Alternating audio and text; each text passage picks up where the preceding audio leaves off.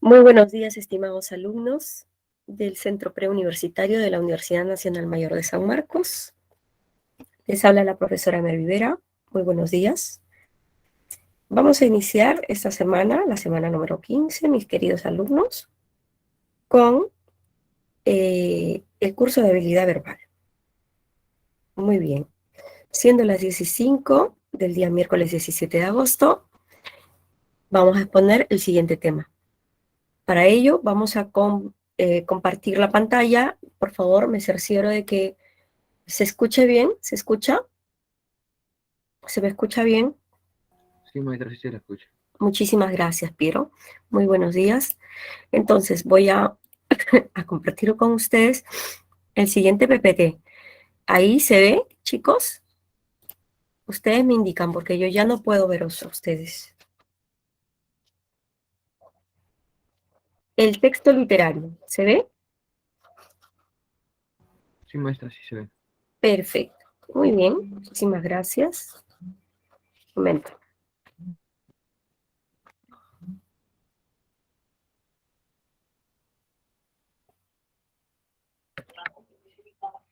¿Aló? Mm, ¿De parte? Tenemos...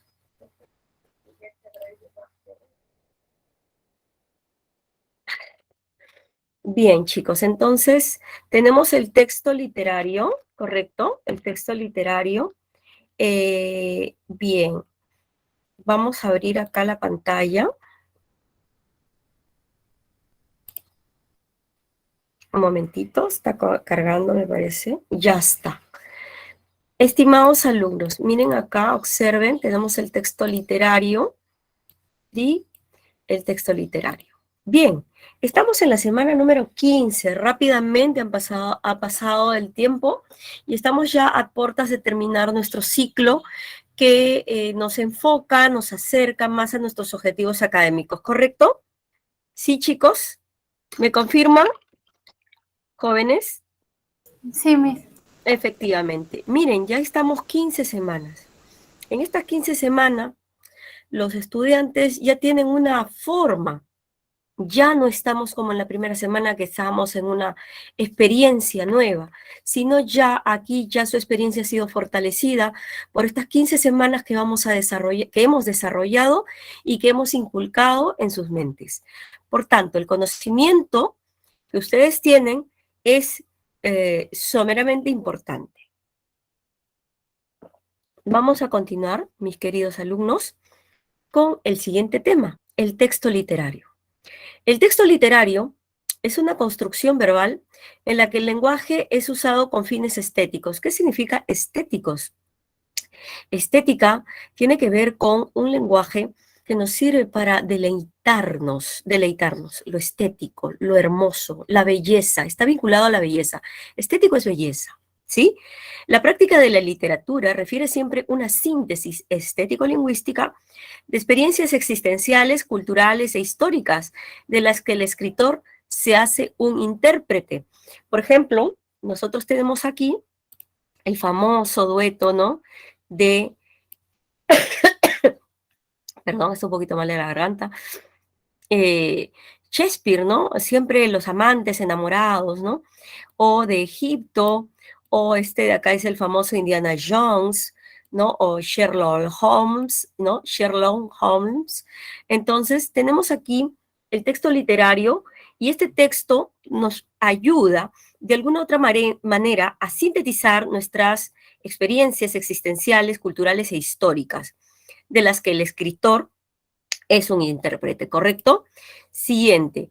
El texto literario explota el lenguaje connotativo. ¿Qué significaba el lenguaje connotativo? ¿Se acuerdan las primeras semanas que hicimos un poquito de repaso? Ustedes se acuerdan que el significado tenía dos tipos de significado, ¿no? El tativo,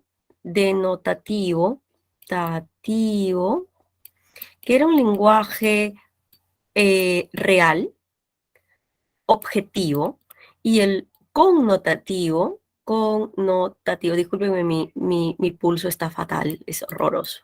Dios mío, mi letra nunca ha sido bonita.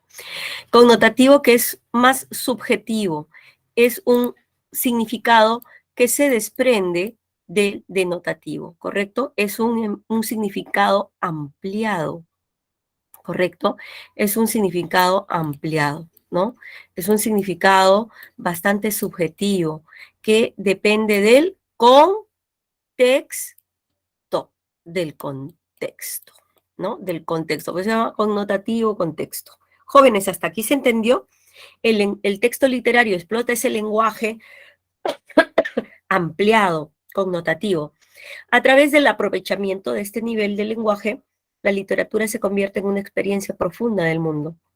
El texto literario puede aportar o adoptar una determinada forma estética, ya sea, ustedes pueden contarme un cuento, una narrativa, ¿no? Pueden utilizar el lenguaje para resaltar mis cualidades o tus cualidades, un poema.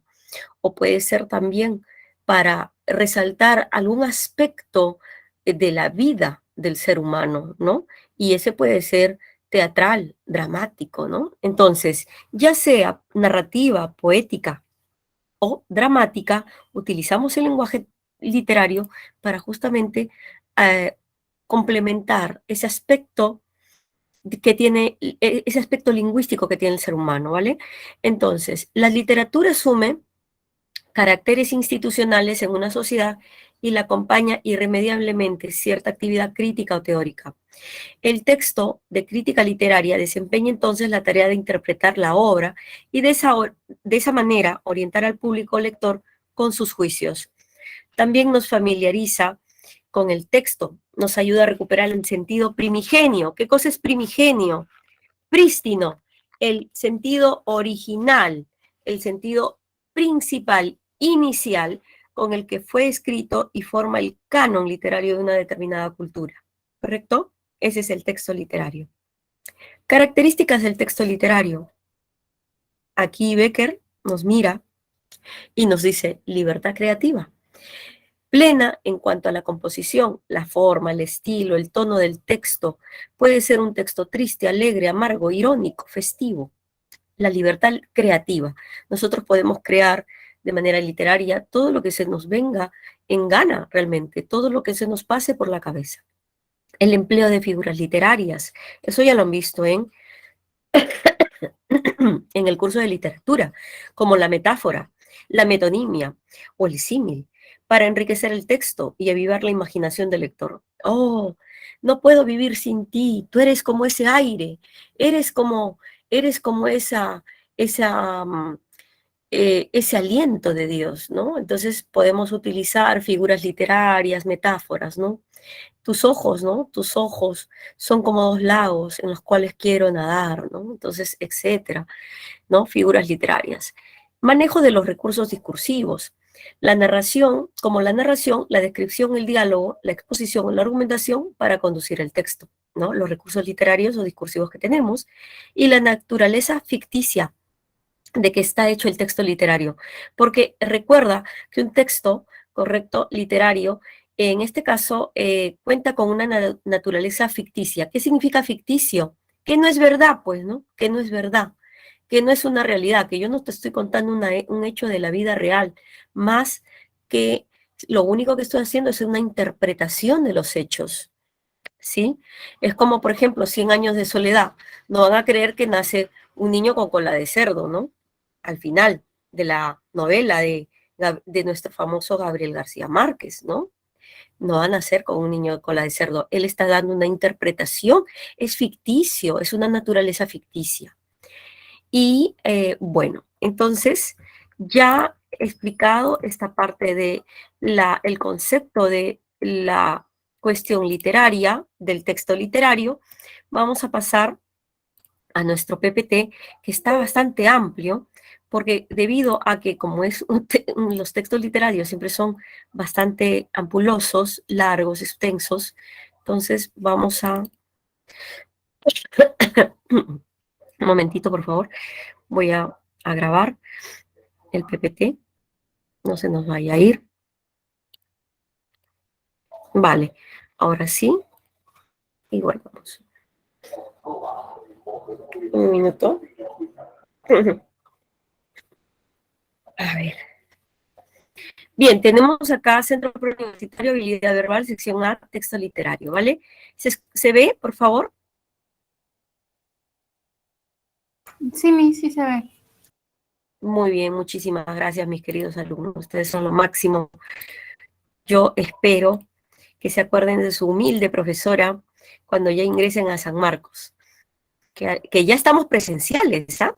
Ya estamos presenciales en San Marcos. Ya el próximo ciclo ya estamos en presenciales, mis queridos alumnos. Entonces espero ver sus nombres en mi nómina, ¿no? Ah,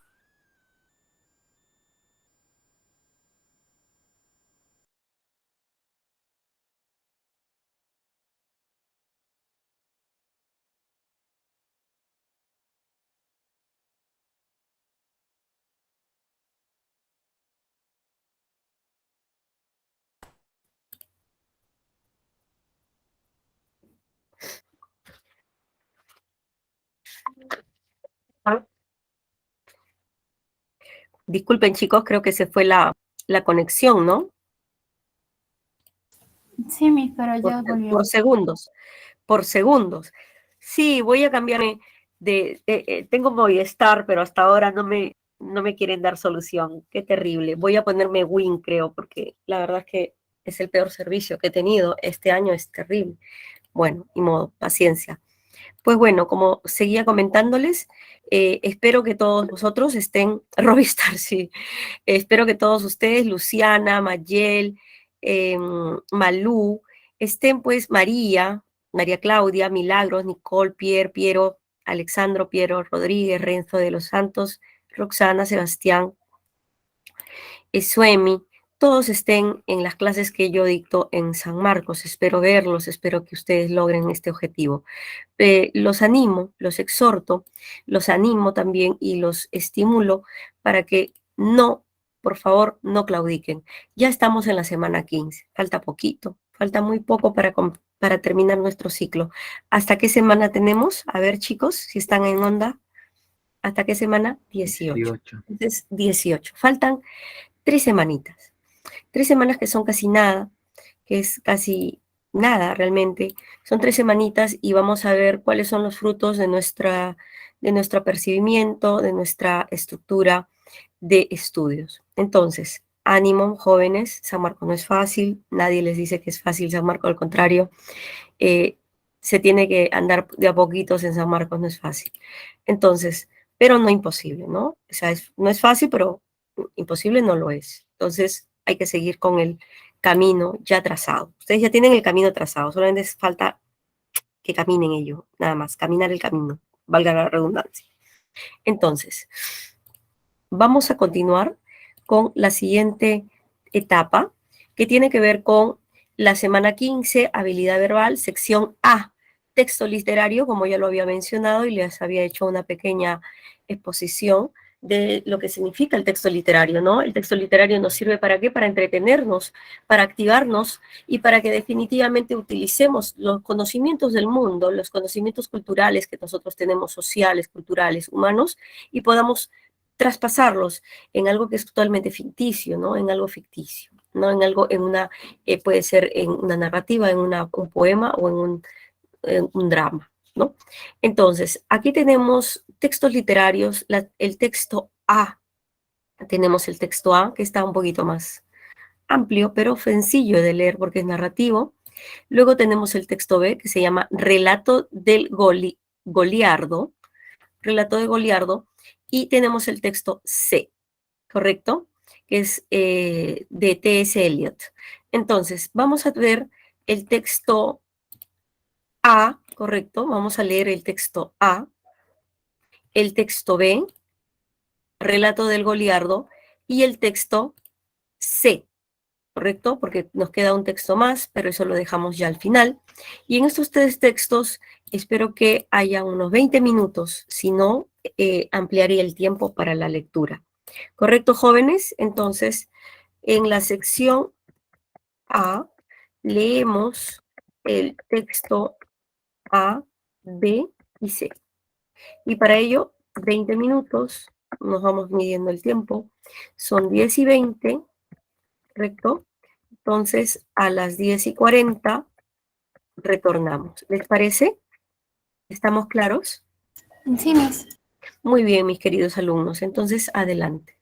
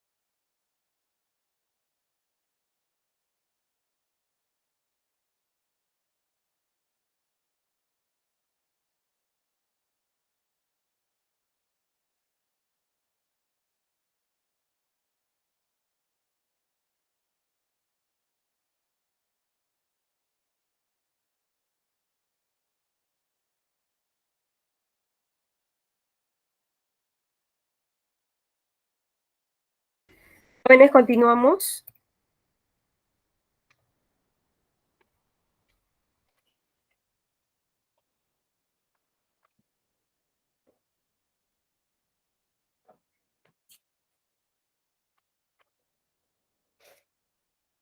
Continuamos, jóvenes. Por favor, me indican. Sí, Miss. Ok, continuamos. Vamos a ver. A ver, tenemos aquí, texto A. He conservado, dice acá, el secreto, no por vanidad, sino por sentido del deber. Quizá lo sepan. A ver, vamos a eliminar acá esta partecita. He conservado el secreto, no por vanidad, sino por sentido del deber. Quizá lo sepan sin decirlo, pues la sombra de mis hombros hace desaparecer sus cabezas, pero envejezco. Toso. Los alimentos me repiten en la boca su materia agria. Todavía soy feroz como un jabalí, invulnerable como un árbol portentoso. Pero sé que ahora mismo hablo como un charlatán. No puedo evitarlo y creo, resignadamente, que es la edad. Sépanlo, yo no maté al monstruo en su caverna. Al verlo, cerré los ojos atemorizado y me eché a temblar. No pude evitarlo. Reconozcamos que era un animal verdaderamente horrible. Echaba fuego por la boca, sus zarpas son uñas, ¿no? Eran grandísimas. No hace falta que yo lo diga, porque lo han descrito tantas veces que ya es clásico. Pero sucedió que él también me tuvo miedo, y al retroceder violentamente se dio tal testarazo es testa, es cabeza, un cabezazo es, ¿no? Testarazo contra las piedras que se mató. Yo me pregunto, ¿por qué huyó el monstruo? Parece que había escuchado aquella profecía que le anunciaba la muerte en su encuentro conmigo. No hay que prestar oídos a estos oráculos que roban la fuerza. Este fue el comienzo de mi fama. De la serpiente marina no puedo decir nada, porque ni siquiera llegué a verla, pero no desmentí a aquellos buenos pescadores que me estaban tan agradecidos que creían haber visto la lucha. La historia, por lo demás, como las otras, algunas de las cuales ni siquiera conozco, no hace daño a nadie. Aunque es verdad que acabé con unos cuantos héroes, los pobres combatían tan abatidos que casi siempre empezaban por rogarme que no ultrajara sus cadáveres. En cuanto a mis otras hazañas, la verdad es que no fueron tantas ni tan extraordinarias, ya que ya se sabe que las mujeres exageran mucho. Pero mi difunta esposa solía decirme que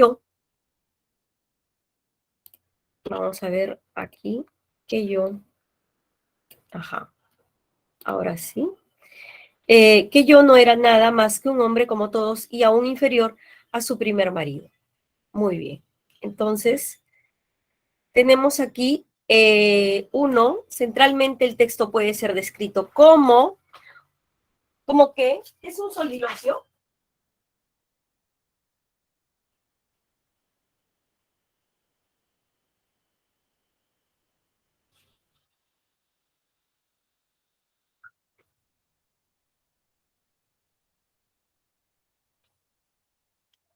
Mis queridos alumnos, ¿qué es un soliloquio? Un soliloquio de un personaje desencantado, ¿no? La lectura presenta fundamentalmente una persona que está hablando o está meditando ella misma sobre sus propias reflexiones. Eso se llama soliloquio, solo, ¿no? De una locución a solas. Soliloquio de un personaje desengañado que narra sus experiencias vitales trivializándolas. ¿Qué significa trivializándolas? Poniéndolas en mengua, ¿no? Trivial es algo de poca importancia, ¿no? Porque él mismo dice, no, es una exageración, ¿no? Lo que haya hecho. Y cuestionando el aura heroica de las que él gozaba, ¿no? Uno, de dedo. Dos, con respecto a las aventuras del protagonista, no se condice sostener que era por completo un farsante, ¿no? Un farsante que nunca llegó a cabo actos heroicos. Bueno, en este caso, dice otras hazañas, ¿no? No fueron tantas ni tan extraordinarias, o sea, hubo, ¿no? Hubo actos heroicos, de lo que se desprende que sí realizó algunas hazañas heroicas, ¿no? Sino que él las minimiza, ¿no? Las minimiza. No se condice entonces, ¿no? Era por completo, dice un farsante. No, no era por completo. O sea, sí realizó, él acepta que realizó algunas hazañas. 2, se casa. 3, de los duelos que el protagonista entabló con otros héroes, se desprende que evidentemente la credulidad, o sea, la credulidad de sus oponentes parece haberles jugado en contra. O sea, que los oponentes o la actitud de estos que rogaban, dice, por sus cuerpos para que no sean violentados o violados, ¿no? Pues, incluso antes del combate terminara, se colige que creían que la fama del protagonista era real y por ello combatían asumiendo que de antemano iban a perder, aspecto que favorecía al narrador.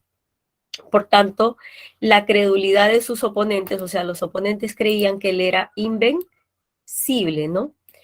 Parece haberles jugado en contra, ¿no? O sea, los oponentes creían que él era completamente invencible y antes ya de prestarse a la batalla o a la contienda, ya pedían que por favor no destruyan sus cuerpos, ¿no? 3b. 4, de la descripción del monstruo de la caverna, se infiere que, según el narrador, parecía, dice, ¿no?, que la criatura había escuchado aquella profecía que le anunciaba la muerte de su encuentro conmigo. En tal sentido, el animal, ¿no?, era capaz de comprender el lenguaje de los hombres. Se infiere, porque estamos pidiendo la inferencia de ello. Por tanto, el narrador sugiere que era capaz de entender el lenguaje del hombre, porque lo inferimos, ¿no?, por esta cláusula. Había escuchado aquella profecía, o sea, el animal, ¿no?, la fiera esta. 4d de dedo. Vamos al texto relato del Goliat. A ver.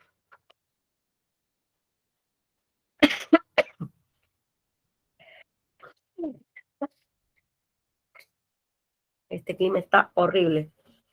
Me he gripado. Yo, dice acá, pobre Goliat, clérigo, miserable.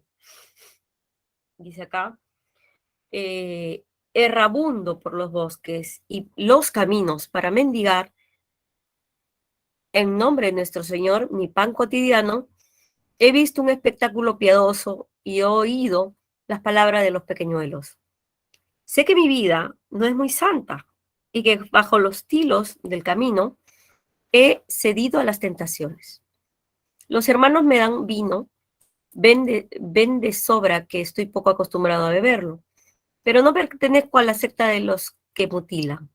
Hay malvados que sacan los ojos a los pequeños y les cierran las piernas y les atan las manos, a fin de exhibirlos e implorar la piedad. Por eso he tenido miedo viendo a todos esos niños. Sin duda nuestro Señor los defenderá.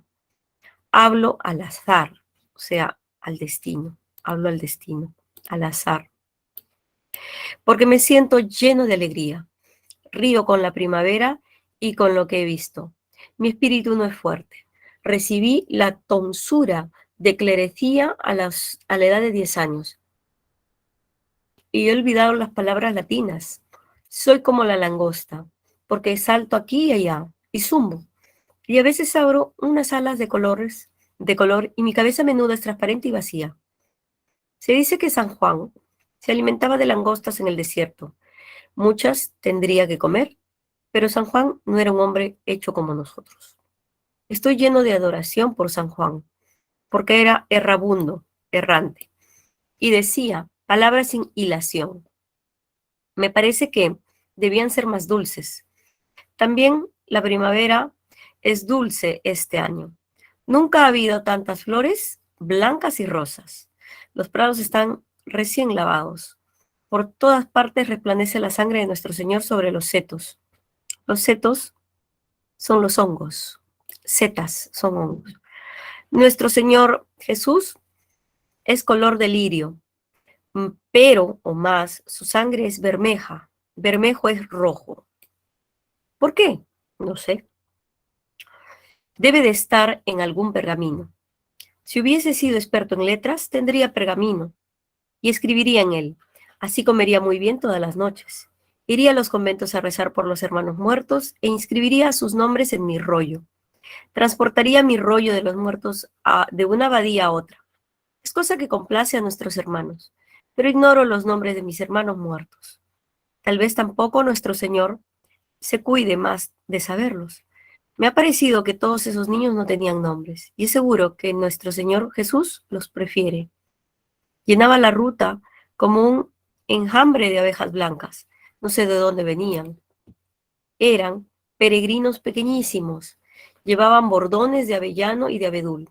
Traían la cruz al hombro, y todas esas cruces eran de varios colores, hasta las que he visto verdes, que debían de estar hechas de hojas cocidas.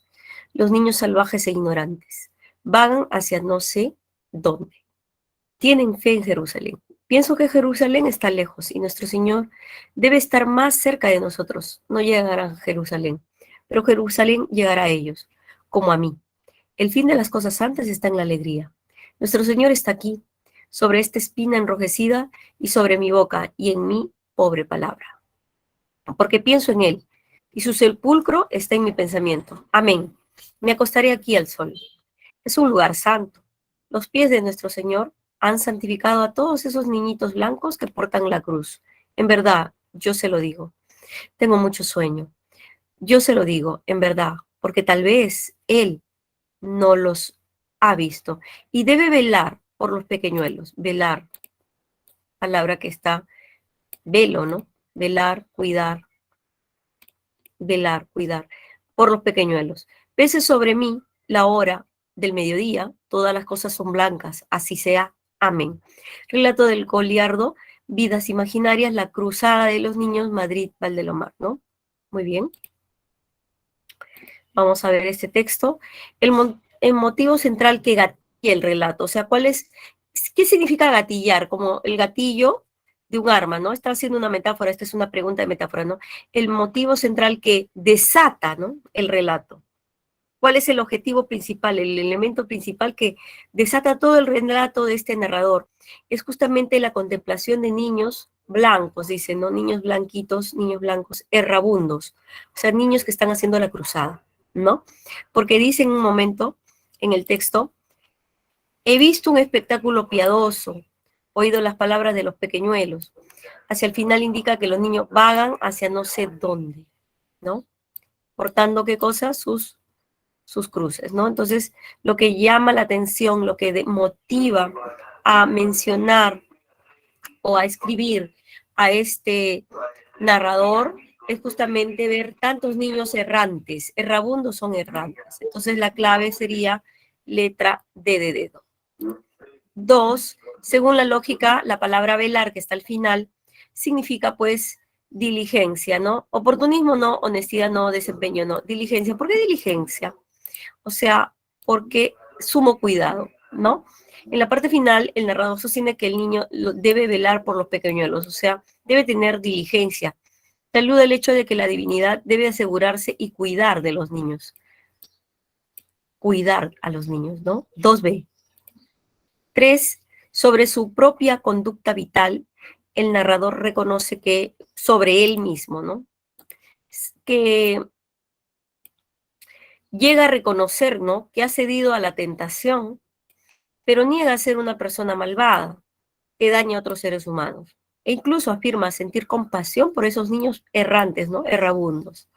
Por tanto, la clave sería ha tendido hacia una vida disipada, una vida sin orden, pero ajena a la crueldad. Es lo que dice el texto, ¿no? 3b, ¿no? 3b. 4. En el texto, el protagonista afirma que ignoro los nombres de mis hermanos muertos. Tal vez tampoco nuestro Señor se cuide más de saberlos. Y allí se infiere que pese a ser un hombre religioso, el narrador, ¿no? Es irreverente. ¿Por qué? Porque dice, ignoro, ¿no? Dice acá, ignoro los nombres de mis hermanos muertos, pero tal vez, dice, tampoco nuestro Señor se cuide más de saberlos. Nuestro Señor se cuide más de saberlos. igual, ¿no? Entonces, en este caso, se emplea expresiones irreverentes en algunos momentos, ¿no? Al afirmar que Dios tal vez ha olvidado el nombre de los muertos y que se cuide más de saberlos, el narrador le resta esa cualidad o esa característica de la omnisapiencia, ¿no? De que todo lo sabe, a la divinidad cristiana, que es Dios, nuestro Señor. En este sentido, por ejemplo, mis queridos alumnos, el narrador sabe perfectamente, como todos nosotros, que si es Dios, si es nuestro Señor, Él debe saberlo todo, debería. Pero en este caso es como que hay una pequeña mofa, una burla a la divinidad cristiana y en tal sentido se muestra irreverente hacia ella, ¿no? Porque dice, nuestro Señor se cuide más de saberlos, o sea que resta esta cualidad, la cualidad de la omnisapiencia, ¿no? 4A. Bien, hasta aquí todo bien, jóvenes, ¿todo bien? Sí, Miss. Todo bien, perfecto, vamos al siguiente. Texto C. Hace unos 30 años, T.S. Eliot afirmó que el género novelístico había terminado con Flaubert y Henry James. En una forma o en otra, diferentes ensayistas reiteraron ese juicio funerario. Ocurre que con frecuencia se confunde transformación con decadencia, porque se enjuicia lo nuevo con los criterios que sirvieron para lo viejo.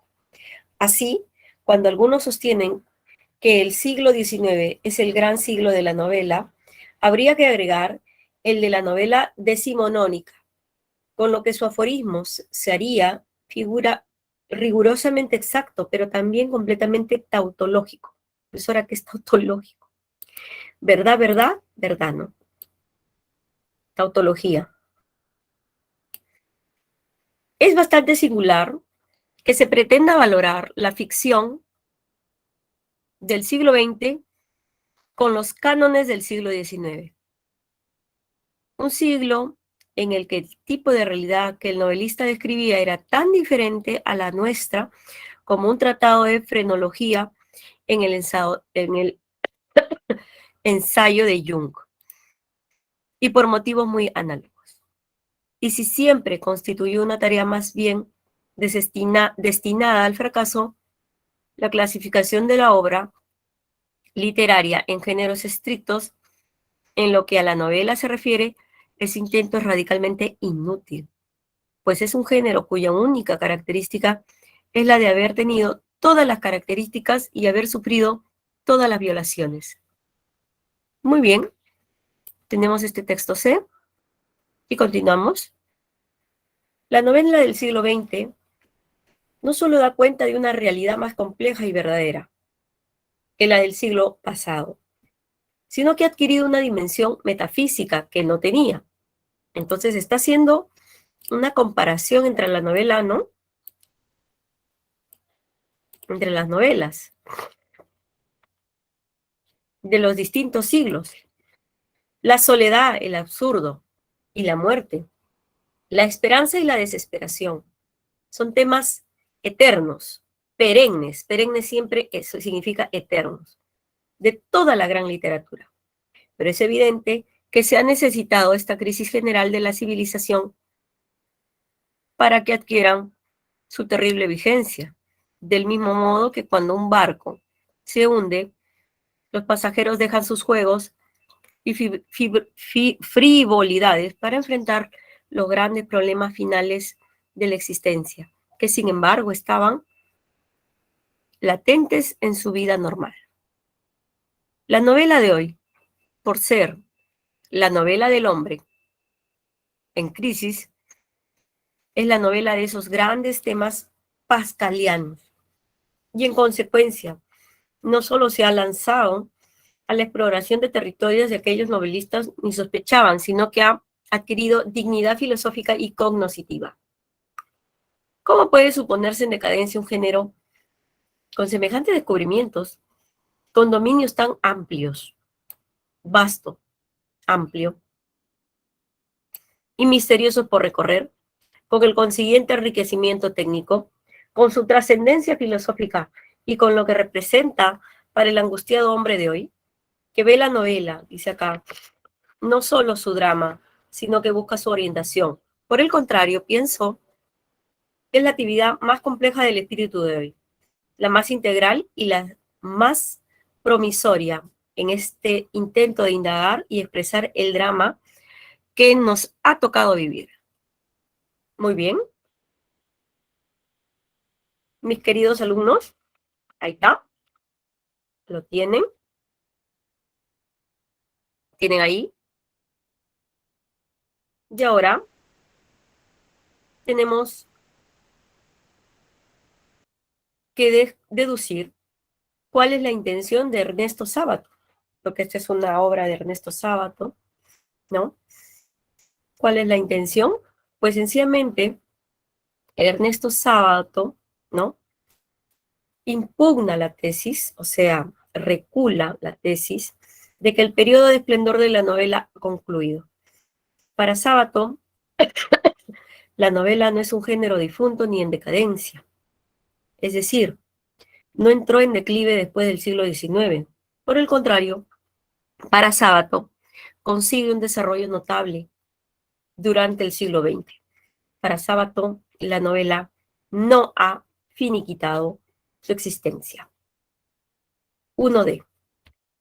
1D de dedo. Impugnar la tesis de que el periodo de esplendor de la novela ha concluido. ¿Mm? Para Sábato, la novela está viva todavía. 1D. La palabra tautológico se entiende como redundante. Verdadero, verdadero, verdadero. Es redundante. Una expresión verdadero, verdadero da verdadero. ¿Qué significa? Según el autor, afirma que el siglo XIX fue un siglo de la novela decimonónica, o sea, tradicional. Resulta más exacto, aunque también tautológico, es decir, redundante, ¿no? Redundante. La clave es redundante. 12. 3. A partir de la descripción de la novela propuesta en el texto, se infiere que para Sábato el género novelístico es de carácter heterogéneo. O sea, la única característica de la novela es haber tenido todas las características. Mira, la característica de la novela, la única es que la novela ha tenido todas las características y haber sufrido todas las violaciones. Cuando tienes de todo un poco, tienes una característica heteróclita. Palabra, hetero, diferente. Clitos, heteróclito significa diferentes características. Por tanto, en tal sentido, se puede afirmar que desde la perspectiva de Sábato, la característica de la novela es que las novelas han tenido un formato, un patrón común. Más bien, las novelas han tenido de todo un poco. Han tenido características heterogéneas, diferentes, disímiles. Por tanto, la clave sería la A. El género novelístico se caracteriza por su carácter heteróclito. Clave A. Por esta palabra, ¿no? Esta era la palabra clave, heteróclito, heterogéneo. 3A. 4. Si la novela del siglo XIX presentara o poseyera los mismos atributos que Sábato le adjudica a la del siglo XIX,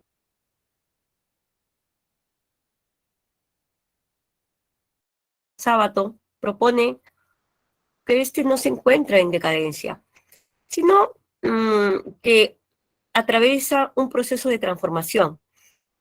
Esa estrategia resultaría inválida si la novela no se hubiese mantenido constante en sus logros. O sea, la 4C, defender la tesis de transformación del género, resultaría un desatino, ¿no? Entonces, si la novela del 19, como del siglo XX, fueran lo mismo, entonces lo que Sabato estaría propugnando sería pues un desatino. No, Sabato, estás equivocado. Las novelas del 19 y del 20 son iguales. Por tanto, ¿qué estás hablando? Me estás diciendo que la novela del 20 son es heteróclita. Falso, falso. Sería un desatino de parte de, ¿no? Sabato. Defender la tesis de la transformación de género resultaría un desatino, o sea, un desacierto. 4C. Bien. Mis niños, hasta aquí se entendió el texto 1, 2 y 3, ¿correcto? Tenemos la siguiente que es comprensión lectora, 1. Luego tenemos el texto 1 de la sección B y el texto 2A y 2B, que es un texto dialéctico, ¿ok? Que es la preferencia del consumo en televisión. Vamos a leer este texto de comprensión lectora. ¿Hasta aquí todo bien?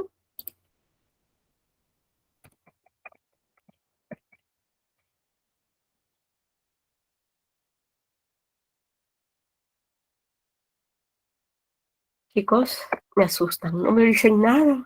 ¡Qué horror! Muy bien. Ya, mi. Muy bien, muy bien. Ya, vamos entonces a leer los siguientes 3 textos, que son comprensión lectora, texto 1 y texto 2 de la sección B. Para ello, evidentemente, son las 11:10, estamos con buen tiempo, y retornamos en 20 minutos, que son de 11:10 a 11:30, hasta que completemos, pues nos da 11:55, ¿no? Que es 11:55, que es el receso. Bien, chicos, adelante.